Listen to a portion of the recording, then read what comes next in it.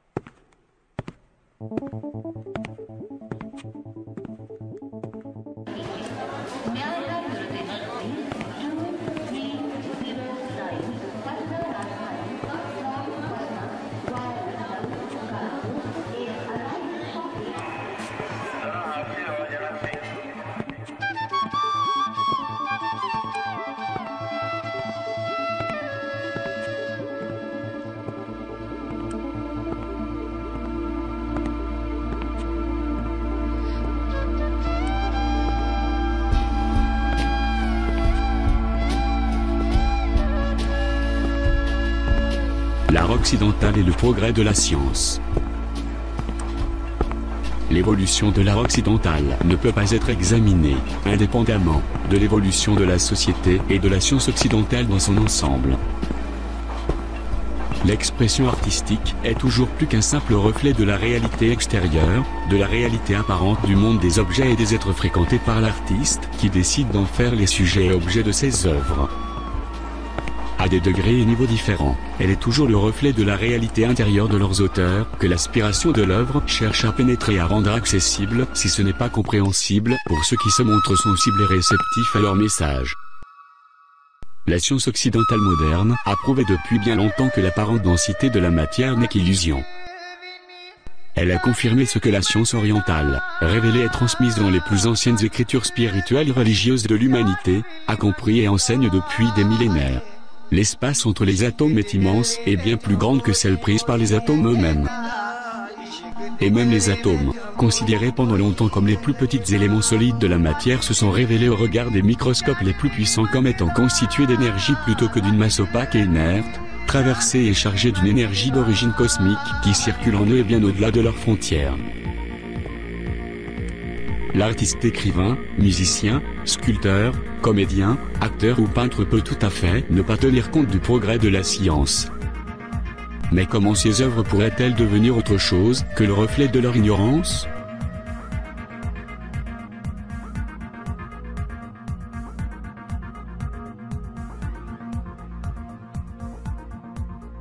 Les objets matériels, qui nous entourent ainsi que les êtres que nous avons l'habitude de côtoyer, inclusivement nous-mêmes, perdent ainsi sous l'œil averti de la science et de l'artiste aguerri, de leur consistance et solidité apparente.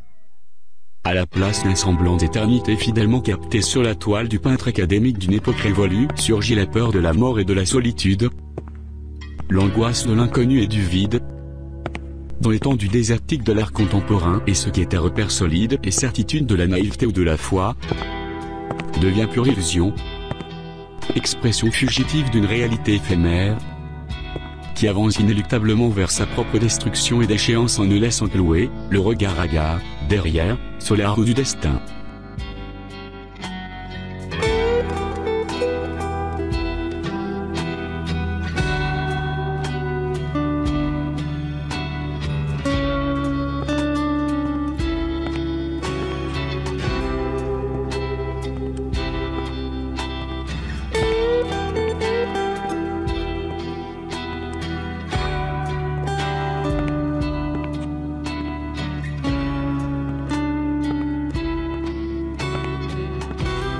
Le cubisme, un des derniers mouvements artistiques du XXe siècle, ose la rupture avec les recettes anciennes de la peinture classique et figurative.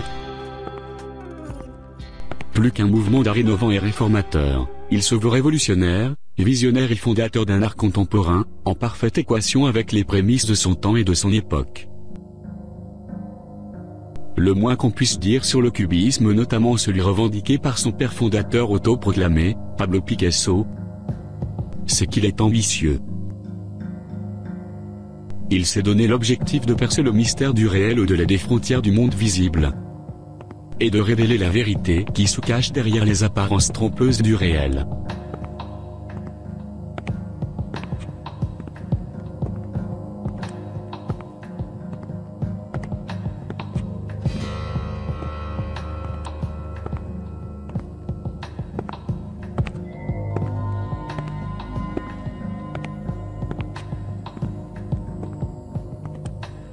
Il prétend rompre définitivement avec la démarche du classicisme qui avait pour préoccupation de confirmer et d'anoblir le réel en reproduisant le plus fidèlement possible ses formes et couleurs apparentes.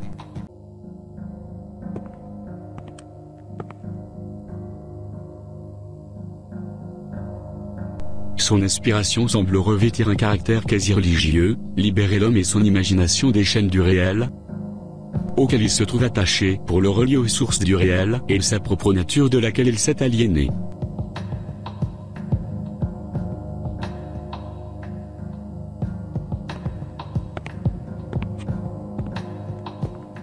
Après ces envolées idéalistes, ses pères fondateurs, où est-ce qu'on est dans la réalité des faits?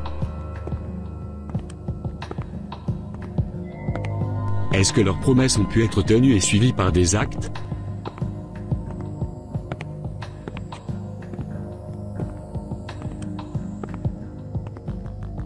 Est-ce que l'art contemporain, digne héritier de ses prédécesseurs, a su révéler à l'homme sa vraie nature, sa nature originelle?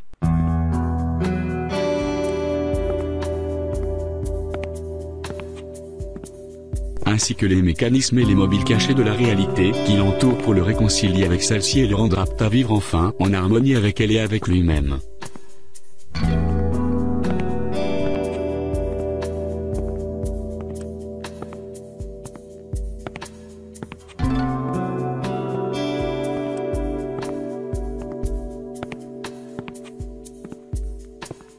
Chaque artiste peintre du XXe siècle, fougueux et sincère dans son désir de rompre avec la vision dépassée du classicisme, qui a inauguré ou participé à la création de son école. Cézanne, Gauguin, Picasso, Braque, Van Gogh, Dali, Klee, Matisse, Marc, Chagall, et tous les autres, étaient sans même le savoir les pionniers et précurseurs du prana-cubisme.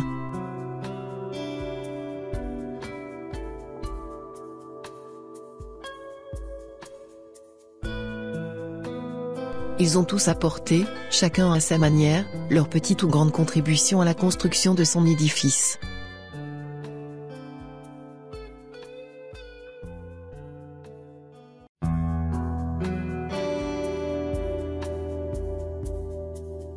La force et la signification symbolique de la couleur étant d'une importance capitale, il aurait fallu la libérer aussi de la contrainte de revêtir toujours et encore une forme concrète, pour aboutir à l'expression d'une peinture à caractère véritablement universel.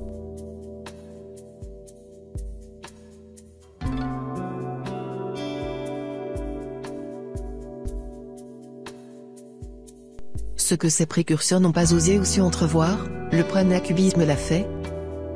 Rendre l'expression de la peinture artistique moderne universelle, en libérant la couleur de la contrainte idéologique de revêtir une forme concrète.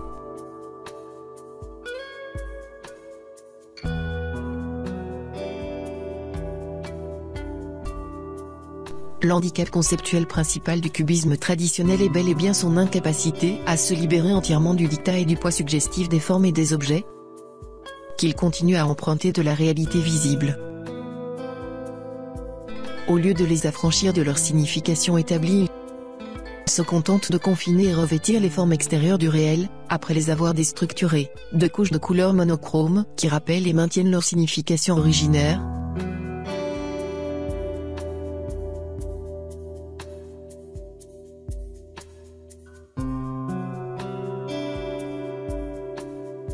Plutôt que de les altérer ou de les transcender. Il en suit malheureusement que le cubisme traditionnel, autant qu'il aime se faire apôtre du modernisme et du changement progressif, devient de facto un instrument culturel conservateur, une espèce de garant et défenseur esthétique du status quo d'une civilisation matérialiste et du pouvoir établi.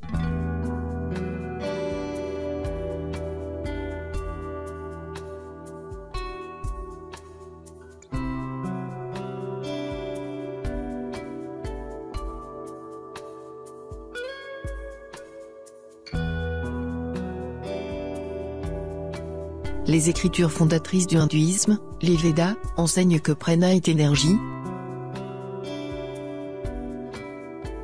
vitalité et pouvoir, et que le seul changement durable est celui que l'homme est capable d'appliquer à soi-même.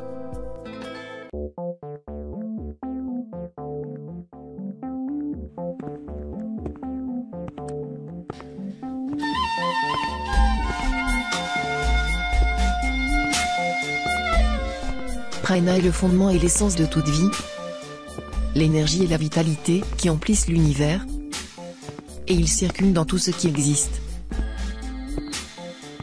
Prana est aussi le lien qui relie le monde matériel, la conscience et l'esprit. C'est ce qui rend la vie possible au niveau matériel.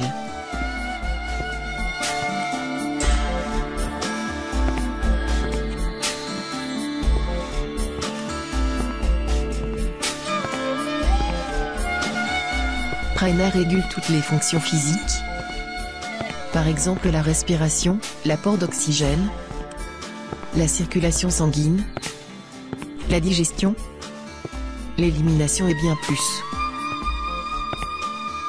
Les fonctions du corps humain sont tout à fait comparables à celles d'un transformateur, recevant de l'énergie du flot universel de prana, distribuant cette énergie, puis l'éliminant.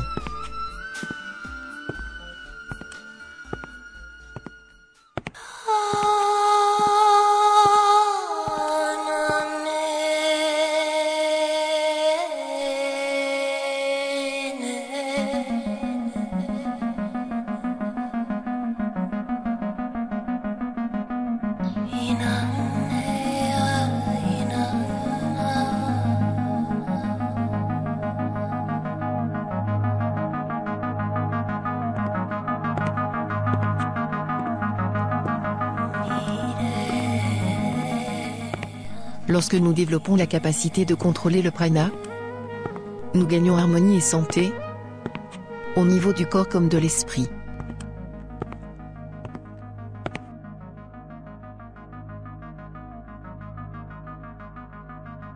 De plus, avec une pratique constante et régulière, nous expérimentons une expansion de la conscience.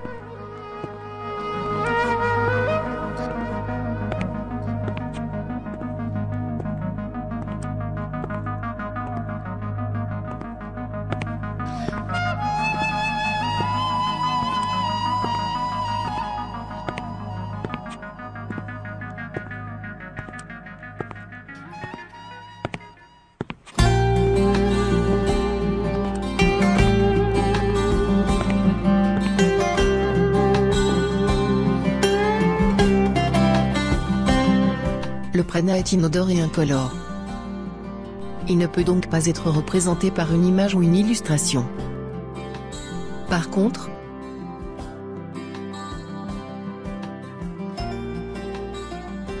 il peut être produit et multiplié dans un état méditatif, c'est-à-dire par l'interaction d'un objet aimé et contemplé et un sujet, qui le contemple avec bienveillance et avec amour.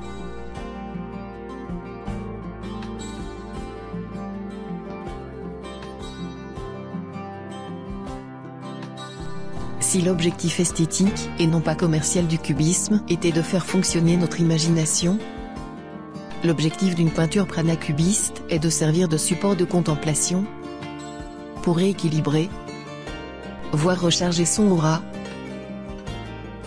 Son objectif est d'apporter sa contribution à la connaissance et à la réalisation de soi, desservir parmi d'autres moyens de support visuel à la relaxation, de respiration approfondie, de renouvellement et d'élévation d'esprit.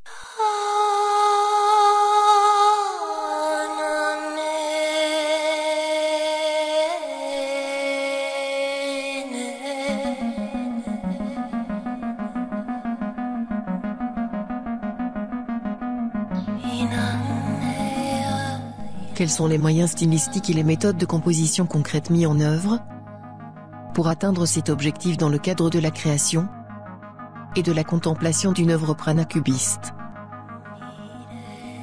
L'ambiance de lumière d'un tableau pranacubiste est celle du clair-obscur, représentant le cycle, l'alternance du jour et de la nuit.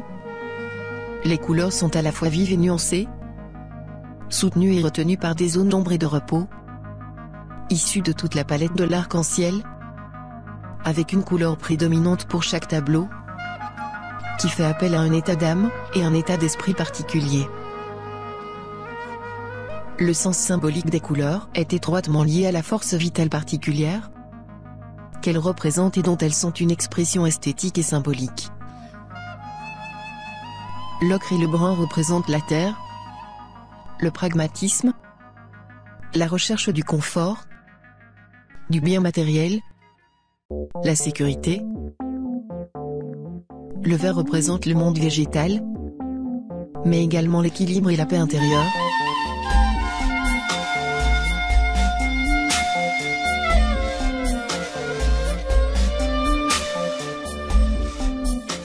Le mélange du feu et de l'eau, de la vitalité et de la connaissance. Le jaune et le bleu représentent la lumière, le feu. L'eau et l'air évoquent le monde de l'esprit, de la réflexion, du détachement et de la recherche de la science. Les œuvres du pranacubisme incitent le spectateur ainsi à la recherche et à la réalisation d'un équilibre entre tous les éléments figuratifs et non figuratifs, matériels et immatériels de lui-même et du tableau, et l'invite ainsi à devenir auteur de lui-même et co-auteur et co-créateur de l'œuvre auquel il participe, avec lequel il interagit.